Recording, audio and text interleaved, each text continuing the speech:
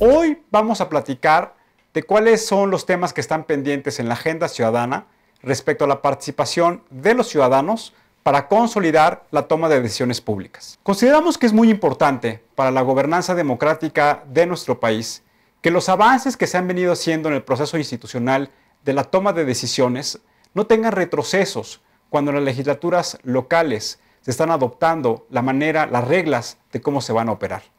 Es muy importante que todos los ciudadanos tengamos muy claro que la exigencia a los legisladores locales para que aprueben los mecanismos de participación ciudadana vaya acorde a lo que nosotros los ciudadanos estamos demandando. Es decir, que sean procesos transparentes, sencillos, pero sobre todo accesibles.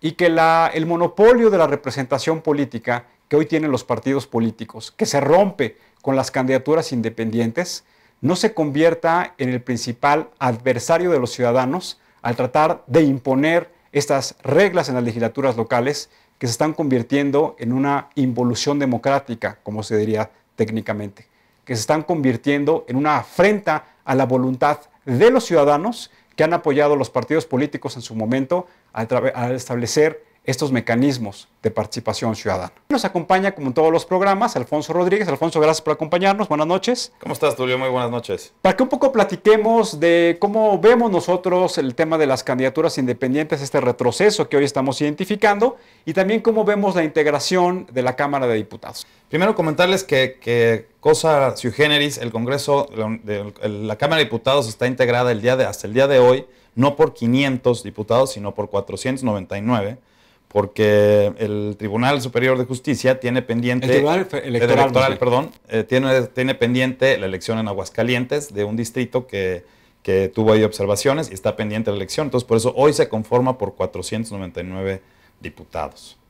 De esos, 108 diputados son del PAN, 203 del PRI, 55 del PRD, 47 del Verde, 6 del PT, que aunque perdió el registro, es importante aclarar que como fueron registrados y ganados esas elecciones por mayoría, pues el PT tiene derecho a tener 6 diputados.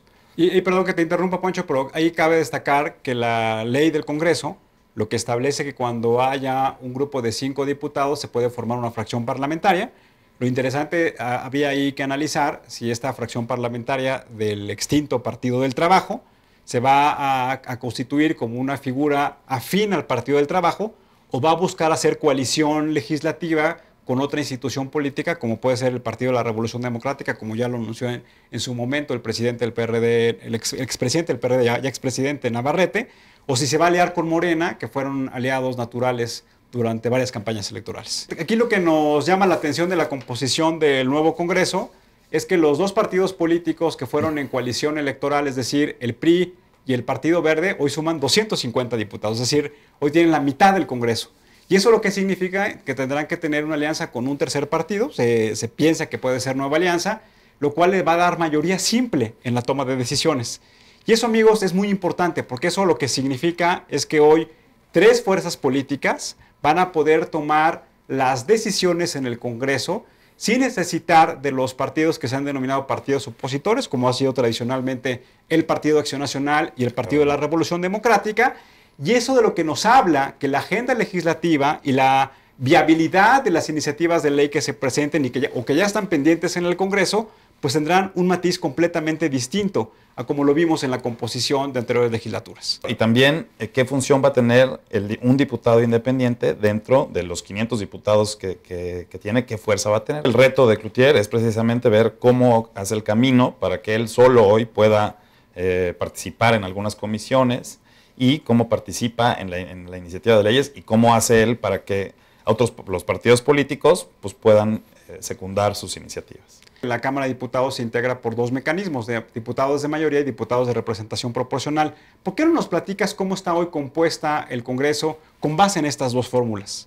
Sí, hoy, como lo establece la ley, los diputados de representación proporcional son 200 y los diputados de mayoría relativa son 300. Cabe destacar que el elemento de representación proporcional lo que busca es darle representación a las fuerzas minoritarias. Ese fue el espíritu de los legisladores cuando se modifica esta ley, la ley electoral en los 70s. Por ejemplo, vemos el caso de Morena, que tiene 21 diputados de mayoría relativa contra 14, o sea, tienen mayor cantidad de número de diputados de representación proporcional que los que realmente ganaron por el voto directo de la gente.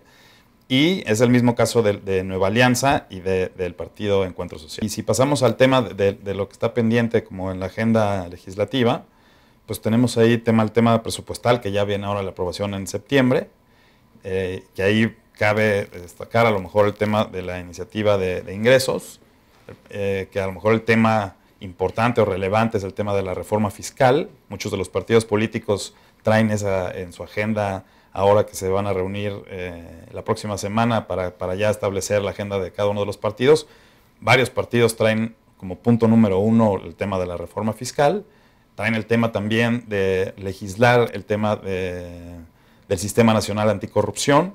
Hoy la Secretaría de Hacienda y Crédito Público lo que ha establecido es que tendrá una metodología distinta en la formulación del presupuesto de egresos del gobierno federal, en donde le llaman un presupuesto base cero, que es una metodología que Jimmy Carter en su momento en Estados Unidos en los 70 aprobó, y que hoy hay muchos especialistas en finanzas públicas que están reflexionando si este presupuesto base cero realmente responde a las expectativas de crecimiento de la economía, y hoy donde hay variables exógenas como la caída en los precios del petróleo, la depreciación del valor del peso frente al dólar, pues si realmente es el momento oportuno para que se lleve a cabo esta propuesta. Hoy nos acompañan en el estudio 3 ciudadanos. Hoy, como verán, tenemos estudio lleno.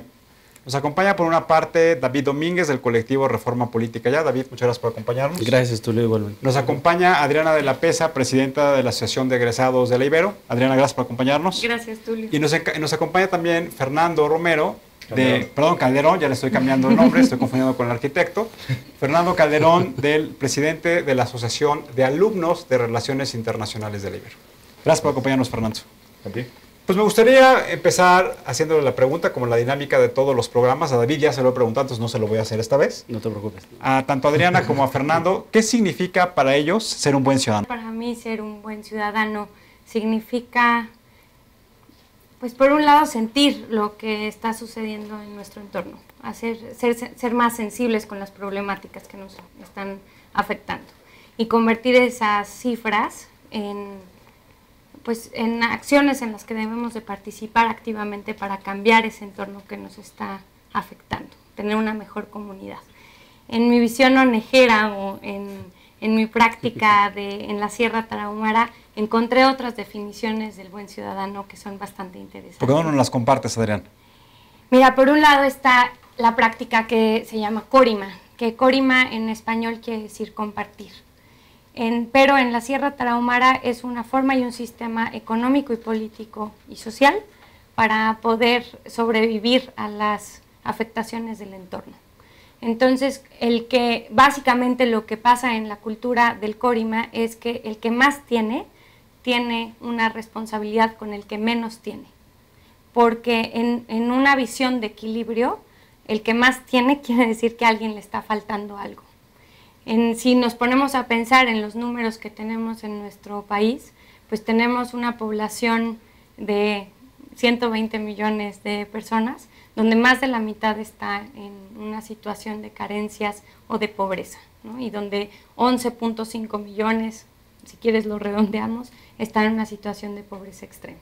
Entonces creo que es una responsabilidad del buen ciudadano encontrar a esas personas y empezar a realizar prácticas que reviertan estas cifras. Fernando, ¿qué es para ti ser un buen ciudadano? El buen ciudadano es aquel que se preocupa por su comunidad y que hace avances, que pregunta, cuestiona, implementa programas y se junta con su vecino, ¿no? Le pregunta, oye vecino, hay un bache aquí en la calle, ¿por qué no buscamos cómo arreglarlo? O si no, lo arreglamos nosotros mismos.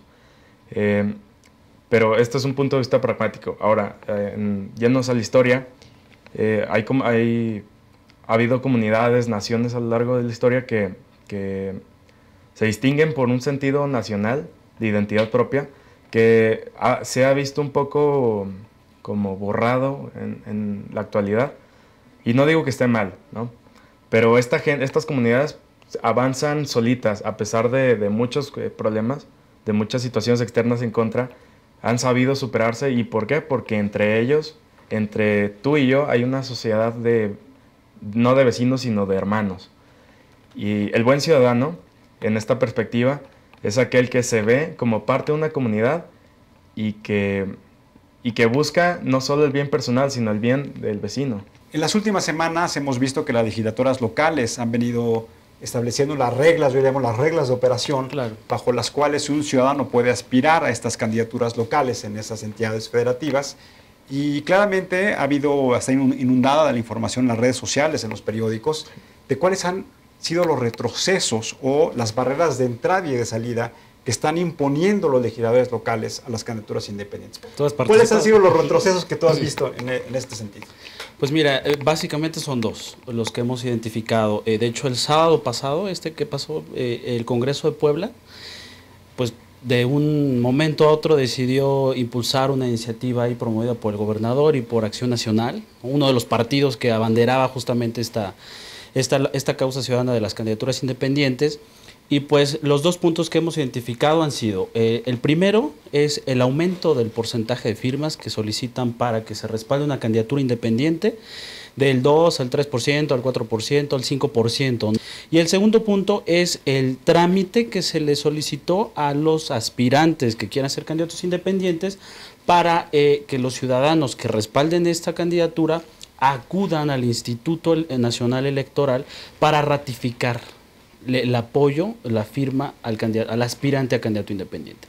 Ahí entreguen su copia de la credencial para votar. En términos prácticos, que si fuera el 3, el 4, el 5%, tiene que acudir ese número importante de ciudadanos. Así es una burocratización de este proceso, es una forma de impedir prácticamente, o sea, nosotros lo vemos como un obstáculo definitivo para que los ciudadanos que aspiran a ser candidatos independientes no lo logren. Prácticamente nos están orillando a que sea más fácil formar un partido político nacional que a postular candidatos independientes. O sea, tal parece que toda esa lucha que hemos hecho durante 4 o 5 años aproximadamente, pues está colapsándose por estos intereses políticos, y tal parece que el único mensaje que nos quieren decir los partidos políticos, todos, es: formen un partido político porque es más fácil juntar el 0.26% a nivel nacional bajo este esquema de asambleas distritales o estatales, a conseguir, no sé, 80,000, 100,000 firmas para una candidatura, por ejemplo, para un cargo ejecutivo estatal. Si tuviéramos aquí enfrente a Kumamoto, a Cloutier, a El Bronco, a los candidatos que resultaron ganadores bajo esta figura, ¿cuáles deberían ser las exigencias que debemos hacerle nosotros los ciudadanos a ellos? ¿De cuál debe ser su actuar dentro de la representación que hoy van a tener? Bueno, en primer lugar, yo creo que tendríamos que, la exigencia número 1 sería como que tengan bien clara la función que van a ejercer, porque ha sido una de las grandes problemáticas en el país, no solo dentro de la clase política, sino también de la ciudadanía. Muchas veces se carece de esa información básica de qué hace un legislador y qué hace un ejecutivo, en el caso del Bronco, ¿no? Entonces yo creo que esa es como la primera exigencia que yo les pediría, porque tenemos a muchos diputados que son gestores, ¿no? Que te consiguen luminarias, te consiguen, te ponen, tapan baches, etcétera, ¿no? El presupuesto sí, de egresos, nunca legislan, entonces. Hoy tiene una partida presupuestal, claro, en donde a los legisladores les da la facultad de ellos gestionar esos recursos. O sea, esa es una de los fracasos que tiene el Congreso hoy en México. Sería muy importante que empiecen a apuntalar otros procesos en los cuales se aperture la participación de la ciudadanía. En el caso que abanderen iniciativas, por ejemplo, en el caso de Manuel Cloutier, que va al Congreso Federal, ¿no?, al Congreso de la Unión, que empiece a abanderar una serie de iniciativas que realmente sean congruentes con lo que se ha venido luchando. En este caso, como el reducir el presupuesto a partidos políticos, ¿no?, hacer un poquito más viables todos estos mecanismos de participación ciudadana. Yo quisiera preguntarte, Adriana, si ustedes han pensado como parte de la sociedad civil trabajar en idear o en estructurar una metodología que permita generar iniciativas ciudadanas y que realmente estén plasmadas en presentarlas al Congreso. Sí, mira, en Horizonte Ciudadano tenemos 2 esquemas de trabajo por lo pronto, porque es una iniciativa reciente. Por un lado está Diálogos con Futuro, que es esta praxis y esta reflexión de lo que está sucediendo y cómo podemos motivar la participación. Y por otro lado, tenemos una iniciativa con el Colegio de Ciencias Políticas y Administración Pública de la universidad, también con la asociación y con expertos egresados, como lo eres tú también de la Universidad Iberoamericana, y presidente del colegio, porque nos interesa mucho generar un material que sea como el ABC para poder presentar una iniciativa ciudadana y que no se vuelva algo tan complejo, sino cuáles son los primeros 5 o 10 pasos que hay que hacer para poder presentar una iniciativa ciudadana desde el ámbito que nos preocupe a cada una de las profesiones. ¿Por qué no les platicas a nuestros amigos cuáles son los elementos mínimos de lo que mencionaba ahorita Adriana del ABC que debemos tener los ciudadanos para cumplirlos y poder presentar una iniciativa? Bueno, claro, con mucho gusto. En primer lugar, pues lo que tenemos que juntar es un respaldo, así como las candidaturas independientes. También necesitamos para la iniciativa ciudadana o iniciativa de ley ciudadana el 0.13% de la lista nominal. La gran ventaja, a diferencia de las candidaturas independientes y la consulta popular, es que en la legislación federal, y esperemos no la modifiquen, no se requiere una ubicación geográfica o un porcentaje proporcional geográficamente. Es decir, que puede ser el 0.13% tal vez concentrado en 2 o 3 estados. En la Ciudad de México incluso, ¿no? O en Monterrey o en Guadalajara, Ciudad de México, Monterrey.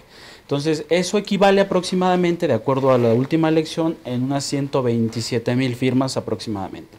Entonces, es el primer requisito que se tiene que presentar. El segundo es la formulación. Como toda iniciativa de ley que se presenta en el Congreso, tiene que tener una exposición de motivos, tiene que tener una fundamentación legal, tiene que tener un objetivo y específico qué es lo que se pretende crear, derogar o reformar. Evidentemente eso se formula por escrito, se tiene que hacer por escrito y se tiene que presentar en alguna de las dos cámaras. Dependiendo si es un tema que va específico a la Cámara de Diputados, pues en la Cámara de Diputados, o si es al Senado, pues al Senado de la República. Y finalmente se tiene que nombrar a un representante de la iniciativa ciudadana. ¿Qué quiere decir esto? Que es como un tipo representante legal, que es el que actúa frente al Congreso, es al quien se le notifican todas las modificaciones, acciones, convocatorias a las sesiones de comisión, es el que puede hablar incluso en las comisiones para poder expresar o poder leer la exposición de motivos. Frente a los legisladores no tiene voto, evidentemente, pero solo tiene voz en las comisiones, no en el Pleno. Pues muchas gracias. Gracias, David. Gracias, Adriana. Gracias, Fernando. Gracias por acompañarnos. Y recuerden, las candidaturas independientes, la iniciativa ciudadana son dos mecanismos que le han costado mucho trabajo a ciudadanos que están aquí sentados. No debemos dejarnos de los partidos políticos, de que establezcan las reglas de operación que contribuyan a que sigan siendo ellos el único mecanismo para acceder a la representación. Debemos asumir nuestra responsabilidad y debemos vigilar que estos mecanismos no se vayan a perder en las reglas locales.